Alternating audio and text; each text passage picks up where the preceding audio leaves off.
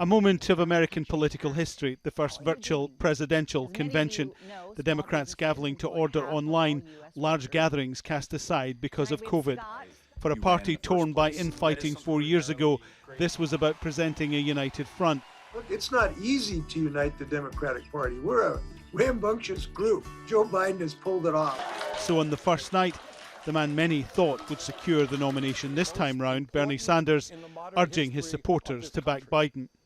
In response to the unprecedented crises we face, we need an unprecedented response, a movement like never before of people who are prepared to stand up and fight for democracy and decency and against greed, oligarchy, and bigotry.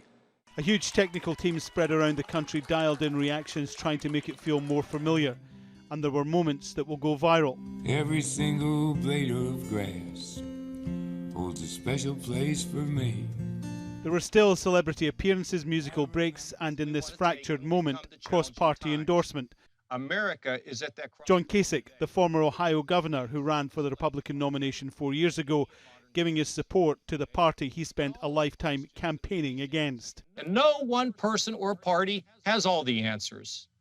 But what we do know is that we can do better than what we've been seeing today, for sure. And I know that Joe Biden, with his experience and his wisdom and his decency, can bring us together to help us find that better way. The job is hard. Then the keynote speaker for the evening, former First Lady Michelle Obama, a woman who says she hates politics, delivering a scathing assessment of 4 years of Trump.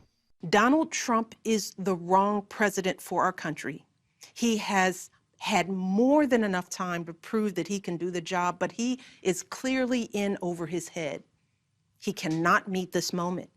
He simply cannot be who we need him to be for us. It is what it is.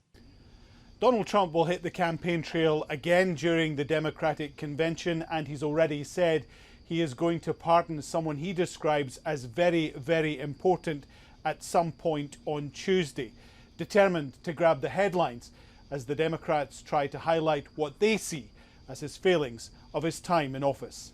Alan Fisher, Al Jazeera, Washington. Joe Rubin is a former Obama administration official who also worked on Bernie Sanders' presidential campaign. He says the Democratic Party showed a strong sense of unity on day one. The mission for Bernie Sanders tonight was to really ensure that the base of the party is mobilized and going out to vote in November. That was something that was weak last election cycle 4 years ago. And Democrats, we believe that if we had had the kind of turnout in 2016 that we did in 2012, we would have won. It would have been close, but we would have won. So we want to get back to that. And critical in that is ensuring that the base voters, the Sanders voters, do come out. So the Republicans don't want that. They're going to try to tie us in knots, try to separate us. I think what Bernie Sanders did tonight is to say, no, my voters, come out, support Joe Biden.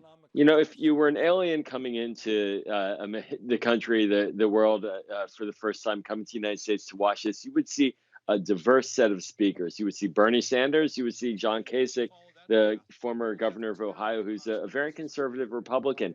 You would get the sense that the broad swath of America supports Joe Biden. And I think that's the message, and that's going to continue to be the message, that this is an inclusive party, a big tent, and that Joe Biden is welcoming of diverse communities and diverse thought, and Republicans included, yes, and liberal Democrats included as well. They'll all have a seat at the table. If you can get that message across every night, it's going to be a very welcoming argument for voters, in particular independent voters in swing states, as we get closer to the election.